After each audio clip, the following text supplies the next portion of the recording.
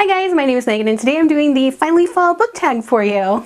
Okay, so this is my first time doing the Finally Fall book tag. I thought about doing it last year, but I didn't. Finally getting to it, and I don't remember who did the original video, but let's go ahead and get started. The first question for this one is, in fall the air is crisp and clear, name a book with a vivid setting. Okay, so this one I had to think really long and hard about, but the book that kind of sprang to mind was Black Blade Blues. This is one of my absolute favorite books. So the setting for this book is in the Northwest. It's kind of set up past Seattle, kind of towards British Columbia, but it's very like Northwest, and it's very green and very, if you've ever been to the Northwest, you know that there's like a certain vibe that goes around here, and this book certainly has that vibe. It's very Northwest Pacific Coast kind of easygoing hipster vibe, but this one definitely has like that setting that is like so vivid in my mind. Like I can picture this being on a ranch in the middle of nowhere past Seattle where it's nice and, you know, kind of like a rainforest, pine trees everywhere. It's constantly raining, it's gloomy kind of, and I can almost smell like the pine trees, and it's just an incredible book. Okay, so question 2 is, nature is beautiful but also dying. Name a book that is beautifully written but also deals with a heavy topic. So this one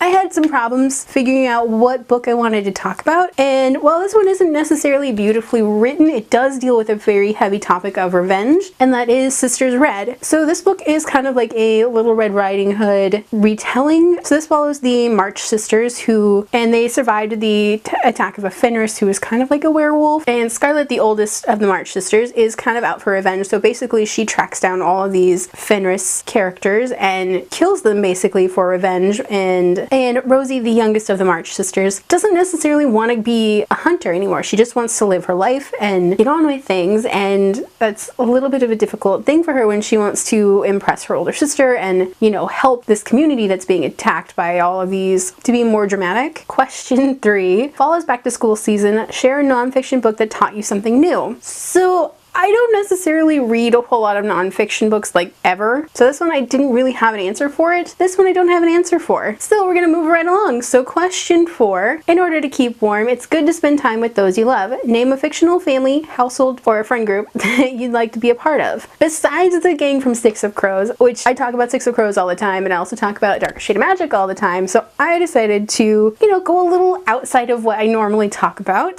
So the next group of friends that I came up with is the gang from Chicagoland Vampires. These guys are awesome. They are funny, they're smart, they're magical, and they're all a bunch of sassy characters, and I just love them in pieces. So Chicagoland Vampires follows Merritt, and she was turned into a vampire basically against her will. She was attacked by a vampire and basically left for dead, and then found by the head of one of the vampire houses in Chicago and turned. And basically this follows Merritt's adventures as she and her best friend Mallory, who finds out she is a sorceress, and I guess she would be a mage. And this follows the adventures that they have, basically doing what they do. So they're vampires, and there's magic, and there's all sorts of really cool like political stuff going down in the vampire community as well as in the sorcerer wizard community. There's werewolves that come into this, and there's a whole bunch of like political upheaval there. But yeah, these guys, I would love to be one of their friends. This group of friends, they start out kind of like as just friends, but then as the story goes on, these characters become such a tight-knit little family, and it's just awesome. Question 5. The colorful leaves are piling up on the ground. Show us a pile of fall colored spines. So this one I think I might have gone a little overboard. So I already ransacked these shelves. I found a few, and there were some that I wanted to put in there, but then I was like, that's too many. But I also dug around my bookshelves at home. Okay, does that count as a big stack? I think there's 2, 4, 6, 8, 10, 12, 13 books that I found that qualify. Plus there's probably a few more that I missed back there, but you know. There is my fall stack for you. Okay, so question 6. Fall is the perfect time to tell stories. By the fireside, share a book where someone is telling a story. So this one I also had some problems thinking up. I know I had come up with a book idea some time ago for this particular prompt, even though I wasn't going to plan on doing this video. And then I promptly forgot it. So the one that I came up with for this question is Terrier, the first book in the Becca Cooper series. So these books are basically Becca's journal, and I do have a link for the review that I did for these, and I'll leave it up above so you can find out the synopsis up there. The first and the last book in this series have a chapter from the point of view of one of her descendants, George Cooper. And so I kind of have this, like, whenever I read these books, I always have this feeling that George is reading these out loud to his children as a bedtime story. And it's just so interesting to me because George is one of my favorite characters from the other Tortallin saga books. But I love this feeling of like having George reading Becca's diary and getting George's perspective on Becca's thoughts that go into her journal, which is really interesting. And I also really like that Becca's point of view is also in here, and you can definitely tell when she's talking, and I feel like there's parts of it where you can feel like George is thinking his own thoughts as he's reading these, which I don't know if that's really true or not, but that's kind of how I read these books. So this is one that I definitely love for this question. So question 7, the nights are getting darker, share a dark and creepy read. So for this one, I'm gonna have to go with Nightlife. This is one of the creepier books that I've ever read, but it's also really well written, and I love the characters. So this follows Cal and Nico Lindros, who are half brothers, and they live in New York. Basically, they're making their lives, you know, trying to hustle, and part of that hustle is being a demon hunter or a monster hunter. Let me read the tagline on the back of this just because it's perfect. There are monsters among us, there always have been, and there always will be. I've known that since I can remember, just like I've always known I was one.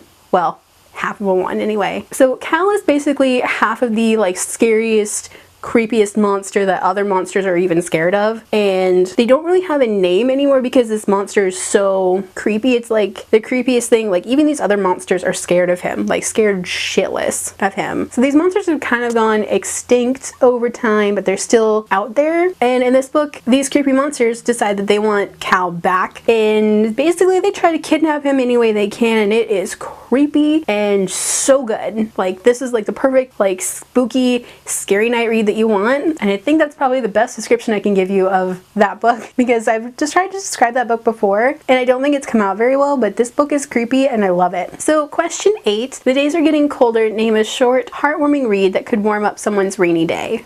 So for this one, I chose to go with This Adventure Ends, just because this book is short and it is very heartfelt and very heartwarming towards the end. So this follows Sloane as her family moves from New York to Florida, basically to help her dad figure out his writing career and figure out where his next book is going. And Sloane kind of starts making friends with this group of like super tight-knit friends. She's kind of like an outsider looking in for them, and they get advice from her, and she gets really invested in these kids' lives. And lo and behold, this friend group has kind of suffered a really big tragedy. Some of the friends had been dating and they broke up. The pair of twins that's in here have lost their mother, and as well as one of the paintings that their mother had painted specifically for them. And Sloane kind of ends up giving relationship advice as well as helping track down the painting that they're looking for and trying to get it back for them. And it's just so heartwarming and like beautifully written, and this will definitely make your day. If you're into contemporary, this is one that you should definitely check out. It's very sad, but it's also very heartwarming. So question 9, fall returns every year. Name an old favorite that you'd like to return to soon. So for this one, I picked Eragon because this is a book that I really wanted to get to reread sometime this year, but I don't think it's gonna happen. Eragon follows the story of Eragon as he finds this weird stone in the middle of a forest while he's out hunting, and lo and behold, that stone turns out to be a dragon egg, and it hatches, and basically he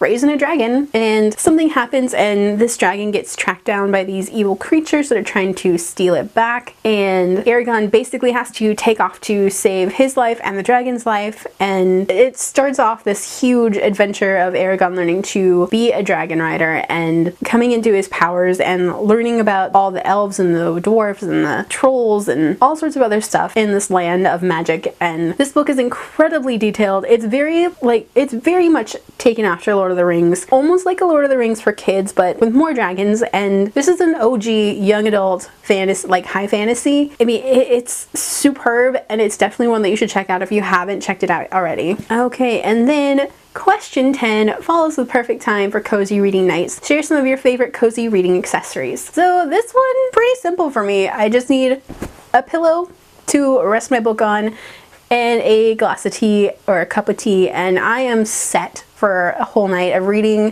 whether it's on my tablet, on my phone, or even just, you know, a regular book. Alright guys, so that was it for my Finally Fall book tag. If you guys want to do the tag, go ahead and do it. I tag you all now. What are some of your guys' answers to these questions if you don't want to do the full tag? Let me know down below. If you guys like this video, don't forget to hit the like button, and if you haven't already, go ahead and hit the subscribe button. You can also hit the notification button, and if you want to check me out on social media, check out the links in the description. Alrighty, bye guys!